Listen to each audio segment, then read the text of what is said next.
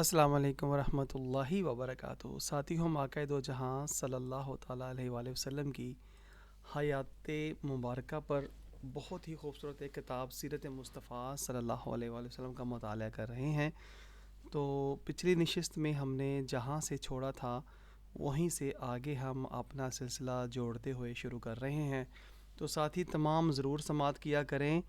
اور آگے بھی اپنے ساتھیوں میں شیئر کیا کریں تاکہ وہ حضرات وہ ساتھی جنہوں نے آج تک آقا دو جہاں صلی اللہ علیہ وآلہ وسلم کی سیرت طیبہ کے حوالے سے کوئی بھی کتاب نہیں پڑھی اور نہ ہی کسی سے سنی ہے تو کم از کم وہ مطلب وہ یہ جب سنیں گے تو آقا دو جہاں صلی اللہ علیہ وآلہ وسلم کی حیات طیبہ زندگی کے بارے میں بہت کچھ ان کو سبحان اللہ تعالیٰ سننے کو ملے گا، اور پھر انشاءاللہ ضرور وہ اپنی زندگیوں کو اچھی اور بہترین روش پہ چلانے کی بھرپور کوشش بھی کریں گے۔ تو آئیے سلسلہ شروع کرتے ہیں۔ حضرت میمونہ کا نکاح۔ اسی عمرۃ القضاء کے سفر میں نبی کریم صلی اللہ علیہ وآلہ وسلم نے حضرت بی بی میمونہ رضی اللہ تعالیٰ عنہا سے نکاح فرمایا۔ یہ آپ صلی اللہ علیہ وآلہ وسلم کی چچی ام فضل زوجہ حضرت عباس رضی اللہ تعالیٰ عنہما کی بہن تھیں۔ عمرۃ القضاء سے واپسی میں جب آپ صلی اللہ علیہ وآلہ وسلم مقام صرف میں پہنچے تو ان کو اپنے خیمے میں رکھ کر اپنی صحبت سے سرفراز فرمایا، اور عجیب اتفاق کہ اس واقعے سے 44 برس کے بعد اسی مقام صرف میں حضرت بی بی میمونہ رضی اللہ تعالیٰ عنہا کا وصال ہوا، اور ان کی قبر شریف بھی اسی مقام میں ہے۔ صحیح قول یہ ہے کہ ان کی وفات کا سال 51 ہجری ہے۔ مفصل بیان انشاءاللہ تعالی ازواج مطہرات رضی اللہ تعالی عنہن کے بیان میں آئے گا۔ 13واں باب، ہجرت کا 8واں سال۔ ہجرت کا 8واں سال بھی حضور سرور کائنات صلی اللہ علیہ وآلہ وسلم کی مقدس حیات کے بڑے بڑے واقعات پر مشتمل ہے۔ ہم ان میں سے چند یہاں جو بہت ہی زیادہ اہمیت و شہرت والے واقعات ہیں ان کو تذکرہ کرتے ہیں۔ جنگ موتا۔ موتا ملک شام میں ایک مقام کا نام ہے۔ یہاں 8 ہجری میں کفر اور اسلام کا وہ عظیم الشان معرکہ ہوا جس میں 1,00,000 لشکر کفار سے صرف 3,000 جانثار مسلمانوں نے اپنی جان پر کھیل کر ایسی معرکہ رائی کی کہ یہ لڑائی تاریخ اسلام میں ایک تاریخی یادگار بن کر قیامت تک باقی رہے گی، اور اس جنگ میں صحابہ کرام رضی اللہ تعالی عنہم کی بڑی بڑی اور مقدس ہستیاں شرف شہادت سے سرفراز ہوئیں۔ اس جنگ کا سبب یہ ہوا کہ نبی کریم صلی اللہ علیہ وآلہ وسلم نے بصرہ کے بادشاہ کیسر روم کے نام ایک خط لکھ کر حضرت حارث بن عمیر رضی اللہ تعالی عنہ کے ذریعے روانہ فرمایا۔ راستے میں بلقا کے بادشاہ شرجیل بن عمرو غسانی نے، جو کیسر روم کا باج گزار تھا، حضور صلی اللہ علیہ وآلہ وسلم کے اس قاصد کو نہایت بے دردی کے ساتھ رسی میں باندھ کر قتل کر دیا۔ جب بارگاہ رسالت میں اس حادثے کی اطلاع پہنچی تو قلب مبارک پر انتہائی رنج و صدمہ پہنچا۔ اس وقت آپ صلی اللہ علیہ وآلہ وسلم نے 3,000 مسلمانوں کا لشکر تیار فرمایا اور اپنے دستے مبارک سے سفید رنگ کا جھنڈا باندھ کر حضرت زید بن حارثہ رضی اللہ تعالی عنہ کے ہاتھ میں دیا،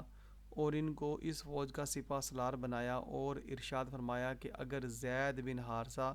شہید ہو جائیں تو حضرت جعفر سپہ سالار ہوں گے، اور اگر وہ بھی شہید ہو جائیں تو اس جھنڈے کے علمبردار حضرت عبداللہ بن رواحہ ہوں گے رضی اللہ تعالی عنہم۔ ان کے بعد لشکر اسلام جس کو منتخب کرے وہ سپہ سالار ہوگا۔ اس لشکر کو رخصت کرنے کے لیے خود نبی کریم صلی اللہ علیہ وآلہ وسلم مقام ثنیہ الوداع تک تشریف لے گئے اور لشکر کے سپہ سالار کو حکم فرمایا کہ تم ہمارے قاصد حضرت حارث بن عمیر رضی اللہ تعالیٰ عنہ کی شہادت گاہ میں جاؤ، جہاں اس جان نثار نے ادائے فرض میں اپنی جان دی ہے۔ پہلے وہاں کے کفار کو اسلام کی دعوت دو، اگر وہ اسلام قبول کر لیں تو پھر وہ تمہارے اسلامی بھائی ہیں، ورنہ تم اللہ عز و جل کی مدد طلب کرتے ہوئے ان سے جہاد کرو۔ جب لشکر چل پڑا تو مسلمانوں نے بلند آواز سے یہ دعا دی کہ خدا سلامت اور کامیاب واپس لائے۔ جب یہ فوج مدینہ سے کچھ دور آگے نکل گئی تو خبر ملی کہ خود قیصر روم مشرکین کی 1,00,000 فوج لے کر بلقا کی سرزمین میں خیمہ زن ہو گیا ہے۔ یہ خبر پا کر امیر لشکر حضرت زید بن حارثہ رضی اللہ تعالی عنہ نے اپنے لشکر کا پڑاؤ کا حکم دیا اور ارادہ کیا کہ بارگاہ رسالت میں اس کی اطلاع دی جائے اور حکم کا انتظار کیا جائے، مگر حضرت عبداللہ بن رواحہ رضی اللہ تعالی عنہ نے فرمایا کہ ہمارا مقصد فتح یا مال غنیمت نہیں ہے، بلکہ ہمارا مطلوب تو شہادت ہے، کیونکہ شہادت ہے مقصود مطلوب مومن، نہ مال غنیمت نہ کشور کشائی، اور یہ مقصد بلند ہر وقت ہر حالت میں حاصل ہو سکتا ہے۔ حضرت عبداللہ بن رواحہ رضی اللہ تعالی عنہ کی یہ تقریر سن کر ہر مجاہد جوش جہاد میں بے خود ہو گیا اور سب کی زبان پر یہی ترانہ تھا، بڑھتے چلو مجاہدو، بڑھتے چلو مجاہدو۔ غرض یہ مجاہدین اسلام موتا کی سرزمین میں داخل ہو گئے اور وہاں پہنچ کر دیکھا کہ واقعی ایک بہت بڑا لشکر ریشمی زرق برق وردیاں پہنے ہوئے بے پناہ تیاریوں کے ساتھ جنگ کے لیے کھڑا ہے۔ 1,00,000 سے زائد لشکر کا بھلا 3,000 سے مقابلہ ہی کیا، مگر اللہ تبارک تعالی پر بھروسہ اور مقابلے کے لیے ڈٹ گئے۔ سبحان اللہ تعالی۔ سب سے پہلے مسلمانوں کے امیر لشکر حضرت زید بن حارثہ رضی اللہ تعالی عنہ نے آگے بڑھ کر کفار کے لشکر کو اسلام کی دعوت دی، جس کا جواب کفار نے تیروں کی مار اور تلواروں کے وار سے دیا۔ یہ منظر دیکھ کر مسلمان بھی جنگ موتا کے لیے تیار ہو گئے اور لشکر اسلام کے سپہ سالار حضرت زید بن حارثہ رضی اللہ تعالیٰ عنہ گھوڑے سے اتر کر پا پیادہ میدان میں جنگ میں کود پڑے اور مسلمانوں نے بھی نہایت جوش و خروش کے ساتھ لڑنا شروع کر دیا، لیکن اس گھمسان کی لڑائی میں کافروں نے حضرت زید بن حارثہ رضی اللہ تعالیٰ عنہ کو نیزوں اور برچھیوں سے شہید کر ڈالا اور وہ جواں مردی کے ساتھ لڑتے ہوئے شہید ہو گئے۔ فوراً ہی جھپٹ کر حضرت جعفر بن ابی طالب رضی اللہ تعالیٰ عنہ نے پرچم اسلام کو اٹھا لیا، مگر ان کو ایک رومی مشرک نے ایسی تلوار ماری کہ یہ کٹ کر 2 ٹکڑے ہو گئے، اور لوگوں کا بیان ہے کہ ہم نے ان کی لاش دیکھی تھی، ان کے بدن پر نیزوں اور تلواروں کے 90 سے کچھ زیادہ ہی زخم تھے، لیکن کوئی زخم ان کی پیٹھ کے پیچھے نہیں لگا تھا، بلکہ سب کے سب زخم سامنے ہی کی جانب لگے تھے۔ حضرت جعفر رضی اللہ تعالیٰ عنہ کے بعد حضرت عبداللہ بن رواحہ رضی اللہ تعالیٰ عنہ نے علم اسلام اٹھایا۔ فوراً ہی ان کے چچا زاد بھائی نے گوشت سے بھری ہوئی ایک ہڈی پیش کی اور عرض کیا کہ بھائی جان، آپ رضی اللہ تعالیٰ عنہ نے کچھ کھایا پیا نہیں، لہٰذا اس کو کھا لیجئے۔ آپ نے ایک ہی مرتبہ دانت سے نوچ کر کھایا تھا کہ کفار کا بے پناہ ہجوم آپ رضی اللہ تعالیٰ عنہ پر ٹوٹ پڑا۔ آپ نے ہڈی پھینک دی اور تلوار نکال کر دشمنوں کے نرغہ میں گھس کر رجز کے اشعار پڑھتے ہوئے انتہائی دلیری اور جان بازی کے ساتھ لڑنے لگے، مگر زخموں کے نڈھال ہو کر زمین پر گر پڑے اور شربت شہادت سے سیراب ہو گئے۔ اب لوگوں کے مشورے سے حضرت خالد بن ولید رضی اللہ تعالیٰ عنہ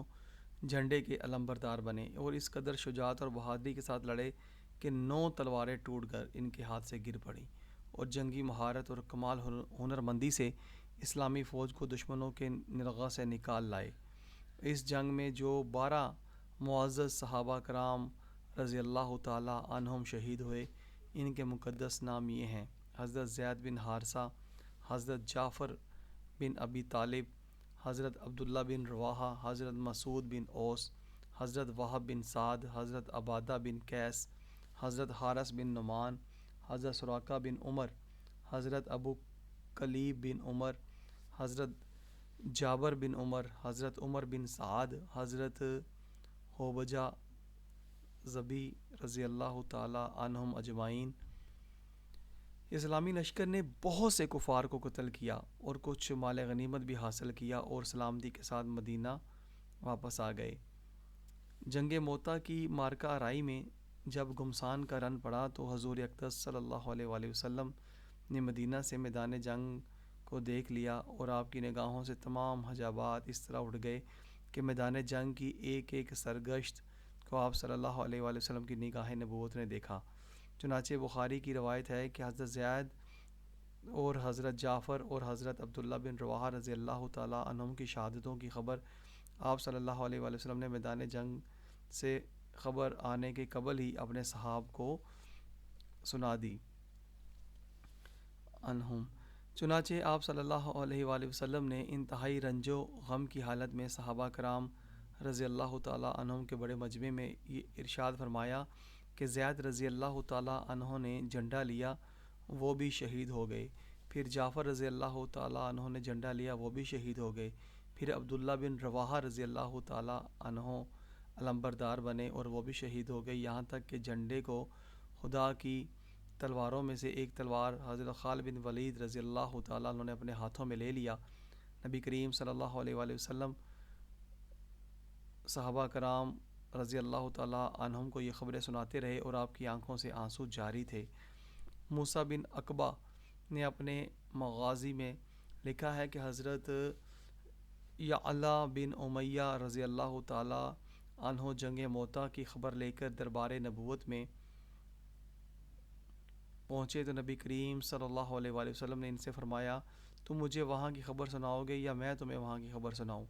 حضرت یعلا رضی اللہ تعالیٰ نے عرض کیا، یا رسول اللہ عز و جل صلی اللہ علیہ وآلہ وسلم، آپ ہی سنائیے۔ جب آپ نے وہاں کا پورا حال و ماحول سنایا تو حضرت یعلا رضی اللہ تعالیٰ عنہ نے کہا، اس ذات کی قسم جس نے آپ کو حق کے ساتھ بھیجا ہے، آپ صلی اللہ علیہ وآلہ وسلم نے ایک بات بھی نہیں چھوڑی جس کو میں بیان کروں۔ حضرت جعفر شہید رضی اللہ تعالیٰ عنہ کی بیوی حضرت اسماء بن امیس رضی اللہ تعالیٰ عنہ کا بیان ہے کہ میں نے اپنے بچوں کو نہلا دھلا کر تیل کاجل سے راستہ کر کے آٹا گوندھ لیا تھا کہ بچوں کے لیے روٹیاں پکاؤں کہ اتنے میں رسول اللہ صلی اللہ علیہ وآلہ وسلم میرے گھر میں تشریف لائے اور فرمایا کہ جعفر رضی اللہ تعالیٰ عنہ کے بچوں کو میرے سامنے لاؤ۔ جب میں نے بچوں کو پیش کیا تو آپ صلی اللہ علیہ وآلہ وسلم بچوں کو سونگنے اور چومنے لگے اور آپ کی آنکھوں سے آنسوں کی دھار رخسار پر انور اور بہنے لگی۔ تو میں نے عرض کیا کہ کیا حضرت جعفر رضی اللہ تعالیٰ عنہ اور ان کے ساتھیوں کے بارے میں کوئی خبر آئی ہے؟ تو ارشاد فرمایا کہ ہاں، وہ لوگ آج ہی شہید ہو گئے ہیں۔ یہ سن کر میری چیخ نکل گئی اور میرا گھر عورتوں سے بھر گیا۔ اس کے بعد نبی کریم صلی اللہ علیہ وآلہ وسلم اپنے کاشانہ نبوت میں تشریف لے گئے اور ازواج مطہرات رضی اللہ تعالیٰ عنہن سے فرمایا کہ جعفر رضی اللہ تعالیٰ عنہ کے گھر والوں کے لیے کھانا تیار کرواؤ۔ حضرت خالد بن ولید رضی اللہ تعالیٰ عنہ اپنے لشکر کے ساتھ مدینہ کے قریب پہنچے تو نبی کریم صلی اللہ علیہ وآلہ وسلم گھوڑے پر سوار ہو کر ان کے استقبال کے لیے تشریف لے گئے اور مدینہ کے مسلمان چھوٹے چھوٹے بچے بھی دوڑتے ہوئے مجاہدین اسلام کی ملاقات کے لیے گئے اور حضرت حسان بن ثابت رضی اللہ تعالیٰ عنہ نے جنگ موتا کے شہداء کرام رضی اللہ تعالیٰ عنہم کا ایسا پردرد مرثیہ سنایا کہ تمام سامعین رونے لگے۔ حضرت جعفر رضی اللہ تعالیٰ عنہ کے دونوں ہاتھ شہادت کے وقت کٹ کر گر پڑے تھے تو حضور صلی اللہ علیہ وآلہ وسلم نے ان کے بارے میں ارشاد فرمایا کہ اللہ تعالیٰ نے حضرت جعفر رضی اللہ تعالیٰ عنہ کو ان کے دونوں ہاتھوں کے بدلے 2 بازو عطا فرمائے ہیں جن سے اڑ اڑ کر وہ جنت میں جہاں چاہتے ہیں چلے جاتے ہیں۔ یہی وجہ ہے کہ حضرت عبداللہ بن عمر رضی اللہ تعالیٰ عنہما جب حضرت جعفر رضی اللہ تعالیٰ عنہ کے صاحبزادے حضرت عبداللہ رضی اللہ تعالیٰ عنہ کو سلام کرتے تھے تو یہ کہتے تھے کہ السلام علیکم، السلام علیکہ یا ابن ذل جناحین، یعنی اے 2 بازوؤں والے کے فرزند، تم پر سلام ہو۔ جنگ موتا اور فتح مکہ کے درمیان چند چھوٹی چھوٹی جماعتوں کو حضور صلی اللہ علیہ وآلہ وسلم نے کفار کی مدافعت کے لیے مختلف مقامات پر بھیجا۔ ان میں سے بعض لشکروں کے ساتھ کفار کا ٹکراؤ بھی ہوا جن کا مفصل تذکرہ زرقانی و مدارج النبوہ وغیرہ میں لکھا ہوا ہے۔ ان سریوں کے نام یہ ہیں: ذات السلاسل، سریہ الخبت، سریہ ابو قتادہ سنم، مگر ان سریوں میں سریہ الخبت زیادہ مشہور ہے، جس کا مختصر بیان یہ ہے کہ اس سریہ کو حضرت امام بخاری رحمۃ اللہ تعالی علیہ نے غزوہ سیف البحر کے نام سے ذکر کیا ہے۔ رجب 8 ہجری میں نبی کریم صلی اللہ علیہ وآلہ وسلم نے حضرت ابو عبیدہ بن جراح رضی اللہ تعالیٰ عنہ کو 300 صحابہ کرام رضی اللہ تعالیٰ عنہم کے لشکر پر امیر بنا کر ساحل سمندر کی جانب روانہ فرمایا تھا کہ یہ لوگ قبیلہ جہینہ کے کفار کی شرارتوں پر نظر رکھیں۔ اس لشکر میں خوراک کی اس قدر کمی پڑ گئی کہ امیر لشکر مجاہدین کو روزانہ ایک ایک کھجور راشن میں دیتے تھے، یہاں تک کہ ایک وقت ایسا بھی آ گیا کہ یہ کھجوریں بھی ختم ہو گئیں اور لوگ بھوک سے بے چین ہو کر درختوں کے پتے کھانے لگے۔ یہی وجہ ہے کہ عام طور پر مورخین نے اس سریہ کا نام سریہ الخبط یا جیش الخبط رکھا ہے۔ خبط عربی زبان میں درخت کے پتوں کو کہتے ہیں۔ چونکہ مجاہدین اسلام نے اس سریہ میں درختوں کے پتے کھا کر جان بچائی، اس لیے یہ سریۃ الخبط کے نام سے مشہور ہو گیا۔ ایک عجیب الخلقت مچھلی۔ حضرت جابر رضی اللہ تعالیٰ عنہ کا بیان ہے کہ ہم لوگوں کو اس سفر میں تقریباً 1 مہینہ رہنا پڑا۔ جب بھوک کی شدت سے ہم لوگ درختوں کے پتے کھانے لگے تو اللہ تعالیٰ نے غیب سے ہمارے رزق کا یہ سامان پیدا فرما دیا کہ سمندر کی موجوں نے ایک اتنی بڑی مچھلی ساحل پر پھینک دی جو ایک پہاڑی کی مانند تھی۔ چنانچہ 300 صحابہ رضی اللہ تعالیٰ عنہم 18 دنوں تک اس مچھلی کا گوشت کھاتے رہے اور اس کی چربی اپنے بدن پر ملتے رہے، اور جب وہاں سے روانہ ہونے لگے تو اس کا گوشت کاٹ کر مدینہ تک لائے۔ اور جب یہ لوگ بارگاہ نبوت میں پہنچے تو نبی کریم صلی اللہ علیہ وآلہ وسلم سے اس کا تذکرہ کیا تو آپ نے ارشاد فرمایا، یہ اللہ تبارک تعالیٰ کی طرف سے تمہارے لیے رزق کا سامان ہوا تھا۔ پھر آپ صلی اللہ علیہ وآلہ وسلم نے اس مچھلی کا گوشت طلب فرمایا، اس میں سے کچھ تناول بھی فرمایا۔ یہ اتنی بڑی مچھلی تھی کہ امیر لشکر حضرت ابو عبیدہ رضی اللہ تعالیٰ عنہ نے اس کی 2 پسلیاں زمین میں گاڑ کر کھڑی کر دیں تو کجاوا بندھا ہوا اونٹ اس محراب کے اندر سے گزر گیا۔ اللہ اکبر۔ فتح مکہ۔ رمضان 8 ہجری بمطابق جنوری 630 عیسوی۔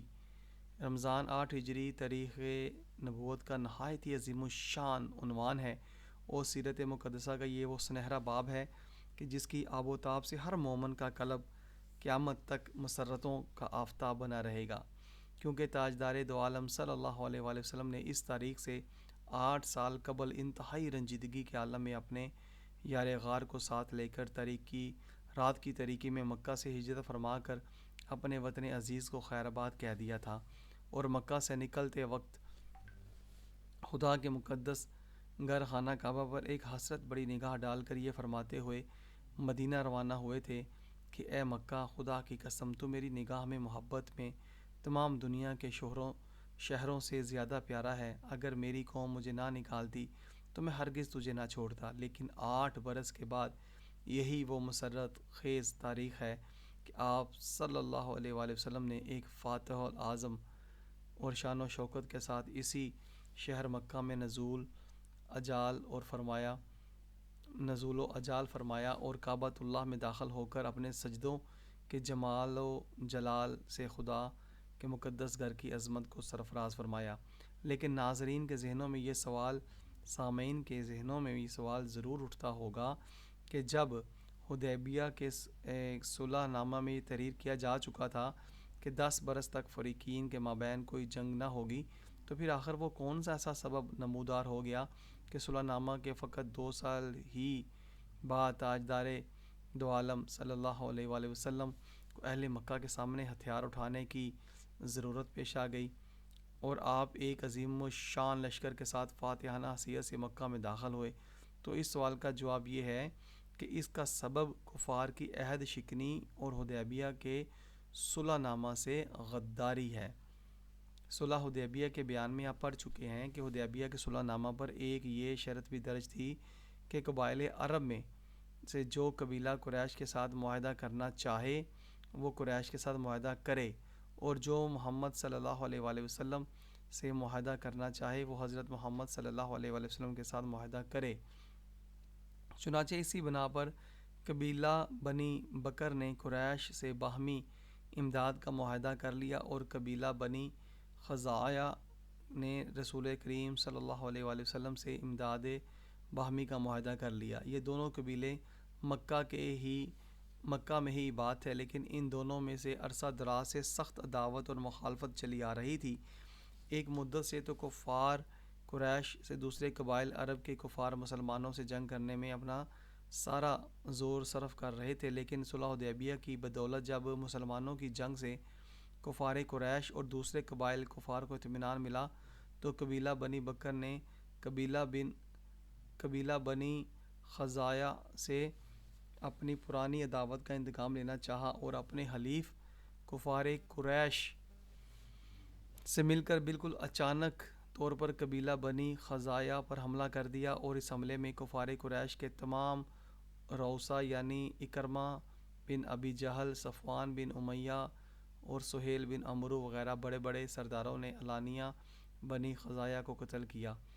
یہ بیچارے بنی خزاعہ اس خوفناک ظالمانہ حملے کی تاب نہ لا سکے اور اپنی جان بچانے کے لیے حرم کعبہ میں پناہ لینے کے لیے بھاگے۔ بنی بکر کے عوام نے تو حرم میں تلوار چلانے سے ہاتھ روک لیا اور حرم الہی کا احترام کیا، لیکن بنی بکر کا سردار نوفل اس قدر جوش انتقام میں آپے سے باہر ہو چکا تھا کہ وہ حرم میں بھی بنی خزاعہ کو نہایت بے دردی کے ساتھ قتل کرتا رہا اور چلا چلا کر اپنی قوم کو للکارتا رہا کہ پھر یہ موقع کبھی ہاتھ نہیں آ سکتا۔ چنانچہ ان درندہ صفت خونخوار انسانوں نے حرم الہی کے احترام کو بھی خاک میں ملا دیا اور حرم کعبہ کی حدود میں نہایت ہی ظالمانہ طور پر بنی خزاعہ کا خون بہایا، اور کفار قریش نے بھی اس قتل و غارت اور کشت و خون میں خوب حصہ لیا۔ ظاہر ہے کہ قریش نے اپنی اس حرکت سے حدیبیہ کے معاہدے کو عملی طور پر توڑ ڈالا، کیونکہ بنی خزاعہ رسول اللہ صلی اللہ علیہ وآلہ وسلم سے معاہدہ کر کے آپ صلی اللہ علیہ وآلہ وسلم کے حلیف بن چکے تھے۔ اس لیے بنی خزاعہ پر حملہ کرنا یہ رسول اللہ صلی اللہ علیہ وآلہ وسلم پر حملہ کرنے کے برابر تھا۔ اس حملے میں بنی خزاعہ کے 23 آدمی قتل ہو گئے۔ اس حادثے کے بعد قبیلہ بنی خزاعہ کے سردار عمرو بن سالم خزاعی 40 آدمیوں کا وفد لے کر فریاد کرنے اور امداد طلب کرنے کے لیے مدینہ بارگاہ رسالت میں پہنچے، اور یہی فتح مکہ کی تمہید ہوئی۔ تاجدار دو عالم صلی اللہ علیہ وآلہ وسلم سے استعانت۔ حضرت بی بی میمونہ رضی اللہ تعالی عنہا کا بیان ہے کہ ایک رات نبی کریم صلی اللہ علیہ وآلہ وسلم کا شان نبوت میں وضو فرما رہے تھے کہ ایک دم بالکل ناگہاں آپ نے بلند آواز سے 3 مرتبہ یہ فرمایا کہ لبیک لبیک لبیک، میں تمہارے لیے بار بار حاضر ہوں۔ پھر 3 مرتبہ بلند آواز سے آپ نے یہ ارشاد فرمایا کہ نصرت نصرت نصرت، تمہیں مدد مل گئی۔ جب آپ وضو خانے سے نکلے تو میں نے عرض کیا یا رسول اللہ صلی اللہ علیہ وآلہ وسلم، آپ تنہائی میں کس سے گفتگو فرما رہے تھے؟ تو ارشاد فرمایا کہ اے میمونہ رضی اللہ تعالی عنہ، غضب ہو گیا، میرے حلیف بن خزاعہ پر بنی بکر اور کفار قریش نے حملہ کر دیا ہے، اور اس مصیبت و بے کسی کے وقت میں بنی خزاعہ نے وہاں سے چلا چلا کر مجھے مدد کے لیے پکارا ہے اور مجھ سے مدد طلب کی ہے، اور میں نے ان کی پکار سن کر ان کی ڈھارس بندھانے کے لیے ان کو جواب دیا ہے۔ حضرت بی بی میمونہ رضی اللہ تعالیٰ عنہ کہتی ہیں کہ اس واقعے کے تیسرے دن نبی کریم صلی اللہ علیہ وآلہ وسلم نماز فجر کے لیے مسجد میں تشریف لے گئے اور نماز سے فارغ ہوئے تو دفعتاً بنی خزاعہ کے مظلومین نے رجز کے ان اشعار کو بلند آواز سے پڑھنا شروع کر دیا، اور حضور اکرم صلی اللہ علیہ وآلہ وسلم اور صحابہ کرام رضی اللہ تعالیٰ عنہم نے ان کے اس پردرد اور رقت انگیز فریاد کو بغور سنا، اور آپ بھی اس رجز کے چند اشعار کو ملاحظہ فرمائیے۔ اے خدا، میں محمد صلی اللہ علیہ وآلہ وسلم کو وہ معاہدہ یاد دلاتا ہوں جو ہمارے اور ان کے باپ دادوں کے درمیان قدیم زمانے سے ہو چکا ہے، تو خدا آپ کو سیدھی راہ پر چلائے۔ آپ ہماری بھرپور مدد کیجیے اور خدا کے بندوں کو بلائیے، وہ سب امداد کے لیے آئیں گے۔ ان مدد کرنے والوں میں رسول اللہ صلی اللہ علیہ وآلہ وسلم بھی غضب کی حالت میں ہوں کہ اگر ان مدد کرنے والوں میں رسول اللہ عز و جل و صلی اللہ علیہ وسلم بھی غضب کی حالت میں ہوں کہ اگر انہیں ذلت کا داغ لگے تو ان کا تیور بدل جائے۔ ان لوگوں بنی بکر و قریش نے مقام و تیر میں ہم سوتے ہوئے منہ پر شب خون مارا اور رکوع سجود کی حالت میں ہم لوگوں کو بے دردی کے ساتھ قتل کر ڈالا۔ ان اشعار کو سن کر نبی کریم صلی اللہ علیہ وآلہ وسلم نے ان لوگوں کو تسلی دی اور فرمایا کہ مت گھبراؤ، میں تمہاری مدد کے لیے تیار ہوں۔ نبی کریم صلی اللہ علیہ وآلہ وسلم کی امن پسندی۔ اس کے بعد نبی کریم صلی اللہ علیہ وآلہ وسلم نے قریش کے پاس قاصد بھیجا اور 3 شرطیں پیش کیں۔ ان میں سے ایک شرط قریش منظور کر لیں۔ بنی خزاعہ کے مقتولین کا خون بہا دیا جائے۔ نمبر 2، قریش قبیلہ بنی بکر کی حمایت سے الگ ہو جائیں۔ نمبر 3، اعلان کر دیا جائے کہ حدیبیہ کا معاہدہ ٹوٹ گیا ہے۔ جب حضور نبی کریم صلی اللہ علیہ وآلہ وسلم کے قاصد نے ان شرطوں کو قریش کے سامنے رکھا تو کرتا بن عبد عمر نے قریش کا نمائندہ بن کر جواب دیا کہ نہ ہم مقتولوں کے خون کا معاوضہ دیں گے، نہ اپنے حلیف قبیلہ بنی بکر کی حمایت چھوڑیں گے۔ ہاں، تیسری شرط ہمیں منظور ہے، ہم اعلان کرتے ہیں کہ حدیبیہ کا معاہدہ ٹوٹ گیا۔ لیکن قاصد کے چلے جانے کے بعد قریش کو اپنے اس جواب پر ندامت ہوئی، چنانچہ چند رؤسائے قریش ابو سفیان کے پاس گئے اور کہا کہ اگر یہ معاملہ نہ سلجھا تو پھر سمجھ لو کہ یقیناً محمد صلی اللہ علیہ وآلہ وسلم ہم پر حملہ کر دیں گے۔ ابو سفیان نے کہا، میری بیوی ہند بنت عتبہ نے خواب دیکھا ہے کہ مقام ہجوم سے مقام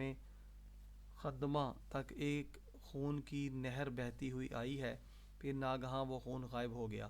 قریش نے اس خواب کو بہت ہی منحوس سمجھا اور خوف و دہشت سے سہم گئے اور ابو سفیان پر بہت زیادہ دباؤ ڈالا کہ وہ فوراً مدینہ جا کر معاہدہ حدیبیہ کی تجدید کرے۔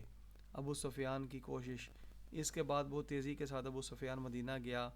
اور پہلے اپنی لڑکی حضرت ام المؤمنین بی بی ام حبیبہ رضی اللہ تعالیٰ عنہ کے مکان پر پہنچا اور بستر پر بیٹھنا ہی چاہتا تھا کہ حضرت بی بی ام حبیبہ رضی اللہ تعالیٰ عنہ نے جلدی سے بستر اٹھا لیا۔ ابو سفیان نے حیران ہو کر پوچھا، بیٹی تم نے بستر کیوں اٹھا لیا؟ کیا بستر کو میرے قابل نہیں سمجھا یا مجھ کو بستر کے قابل نہیں سمجھا؟ ام المؤمنین نے جواب دیا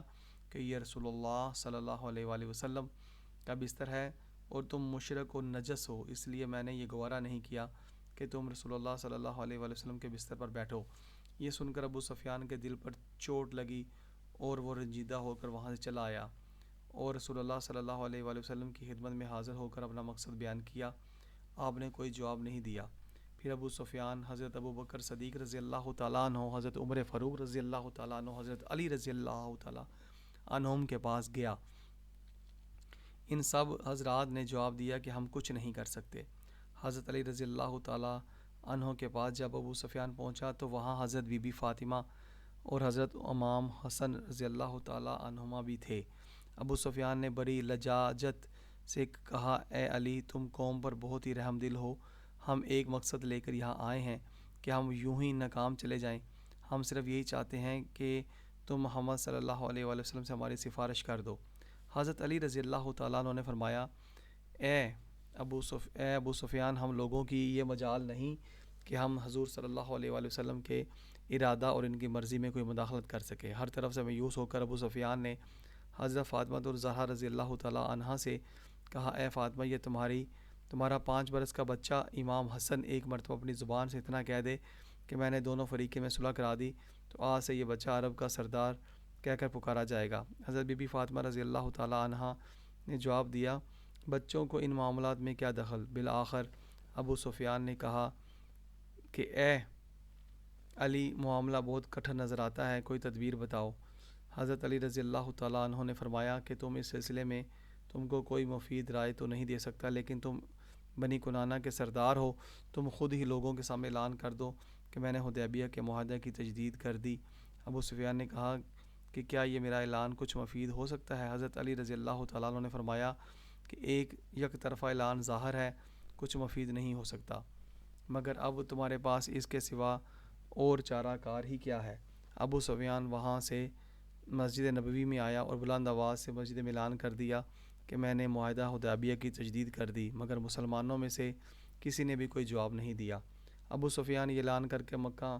روانہ ہو گیا۔ جب مکہ پہنچا تو قریش نے پوچھا کہ مدینہ میں کیا ہوا؟ ابو سفیان نے ساری داستان بیان کر دی تو قریش نے سوال کیا کہ جب تم نے اپنی طرف سے معاہدہ حدیبیہ کی تجدید کا اعلان کیا تو کیا محمد صلی اللہ علیہ وآلہ وسلم نے اس کو قبول کر لیا؟ ابو سفیان نے کہا کہ نہیں۔ یہ سن کر کفار قریش نے کہا یہ تو کچھ بھی نہ ہوا، یہ نہ تو صلح ہے اور یہ نہ تو صلح ہے کہ ہم اطمینان سے بیٹھیں، نہ یہ جنگ ہے کہ لڑائی کا سامان کیا جائے۔ اس کے بعد حضور صلی اللہ علیہ وآلہ وسلم نے لوگوں کو جنگ کی تیاری کا حکم دے دیا اور حضرت بی بی عائشہ صدیقہ رضی اللہ تعالیٰ عنہا سے فرما دیا کہ جنگ کے ہتھیار درست کریں، اور اپنے حلیف قبائل کو بھی جنگی تیاریوں کے لیے حکم نامہ بھیج دیا، مگر کسی کو نبی کریم صلی اللہ علیہ وآلہ وسلم نے یہ نہیں بتایا کہ کس سے جنگ کا ارادہ ہے، یہاں تک کہ حضرت ابو بکر صدیق رضی اللہ تعالیٰ عنہ سے بھی آپ نے کچھ نہیں فرمایا۔ چنانچہ حضرت ابو بکر صدیق رضی اللہ تعالیٰ عنہ حضرت بی بی عائشہ صدیقہ رضی اللہ تعالیٰ عنہ کے پاس آئے اور دیکھا کہ وہ جنگی ہتھیاروں کو نکال رہی ہے، تو آپ نے دریافت کیا کہ کیا حضور صلی اللہ علیہ وآلہ وسلم کے حکم دیا ہے؟ عرض کیا جی ہاں۔ پھر آپ نے پوچھا کیا تمہیں معلوم ہے کہ کہاں کا ارادہ ہے؟ حضرت بی بی عائشہ رضی اللہ تعالیٰ عنہا نے کہا واللہ مجھے یہ معلوم نہیں۔ غرض انتہائی خاموشی اور رازداری کے ساتھ نبی کریم صلی اللہ علیہ وآلہ وسلم نے جنگ کی تیاری فرمائی، اور مقصد یہ تھا کہ اہل مکہ کو خبر نہ ہونے پائے اور اچانک ان پر حملہ کر دیا جائے۔ حضرت حاتب بن ابی بلتعہ رضی اللہ تعالیٰ عنہ کا خط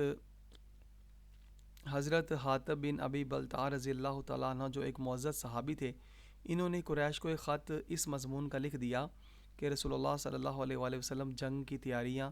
کر رہے ہیں، لہٰذا تم لوگ ہوشیار ہو جاؤ۔ اس خط کو انہوں نے ایک عورت کے ذریعے مکہ بھیجا۔ اللہ تعالیٰ نے اپنے حبیب صلی اللہ علیہ وآلہ وسلم کو علم غیب عطا فرمایا تھا۔ آپ نے اپنے اس علم غیب کی بدولت یہ جان لیا کہ حضرت حاتب بن ابی بلتعہ رضی اللہ تعالیٰ عنہ نے کیا کارروائی کی ہے۔ چنانچہ آپ نے حضرت علی اور حضرت زبیر اور حضرت مقداد رضی اللہ تعالیٰ عنہ کو فوراً ہی روانہ فرمایا کہ تم لوگ روضہ خاک میں چلے جاؤ، وہاں ایک عورت ہے اور اس کے پاس ایک خط ہے، اسے وہ خط چھین کر میرے پاس لاؤ۔ چنانچہ یہ تینوں اصحاب کبار رضی اللہ تعالیٰ عنہم تیز رفتار گھوڑوں پر سوار ہو کر روضہ خاک میں پہنچے تو عورت کو پا لیا۔ جب اس نے خط طلب کیا تو اس نے کہا میرے پاس کوئی خط نہیں۔ حضرت علی رضی اللہ تعالیٰ عنہ نے فرمایا خدا کی قسم، رسول اللہ صلی اللہ علیہ وآلہ وسلم کبھی کوئی جھوٹی بات نہیں کہہ سکتے، نہ ہم لوگ جھوٹے ہیں، لہٰذا تم خط نکال کر ہمیں دے دو ورنہ ہم تجھ کو ننگی کر کے تلاشی لیں گے۔ جب عورت مجبور ہو گئی تو اس نے اپنے بالوں کے جوڑے میں سے وہ خط نکال کر دے دیا۔ جب یہ لوگ خط لے کر بارگاہ رسالت میں پہنچے تو آپ نے حضرت حاتب بن ابی بلتعہ رضی اللہ تعالیٰ عنہ کو بلایا اور فرمایا کہ اے حاتب یہ تم نے کیا کیا؟ انہوں نے عرض کیا یا رسول اللہ صلی اللہ علیہ وسلم آپ میرے بارے میں جلدی نہ فرمائیں، میں نے اپنا دین بدلا ہے، نہ مرتد ہوا ہوں۔ میرے اس خط کے لکھنے کی وجہ صرف یہ ہے کہ مکے میں میرے بیوی بچے ہیں، مگر مکہ میں میرا کوئی رشتہ دار نہیں ہے جو میری بیوی بچوں کی خیر گیری اور نگہداشت کرے۔ میرے سوا دوسرے تمام مہاجرین کے عزیز و اقارب مکہ میں موجود ہیں جو ان کے اہل و عیال کی دیکھ بھال کرتے ہیں، اس لیے میں نے یہ خط قریش پر ایک اپنا احسان رکھ دیا ہے تاکہ میں ان کی ہمدردی حاصل کروں اور وہ میرے اہل و عیال کے ساتھ کوئی برا سلوک نہ کریں۔ یا رسول اللہ صلی اللہ علیہ وسلم میرا ایمان ہے کہ اللہ تعالیٰ ضرور ان کافروں کو شکست دے گا اور میرے اس خط سے کفار کو ہرگز کوئی فائدہ نہیں ہو سکتا۔ حضور صلی اللہ علیہ وسلم نے حضرت حاتب رضی اللہ تعالیٰ عنہ کے اس بیان کو سن کر ان کے عذر کو قبول فرما لیا، مگر حضرت عمر رضی اللہ تعالیٰ عنہ اس خط کو دے کر اس قدر طیش میں آ گئے کہ آپے سے باہر ہو گئے اور عرض کیا یا رسول اللہ صلی اللہ علیہ وسلم مجھے اجازت دیجیے کہ میں اس منافق کی گردن اڑا دوں۔ دوسرے صحابہ کرام رضی اللہ تعالیٰ عنہم کی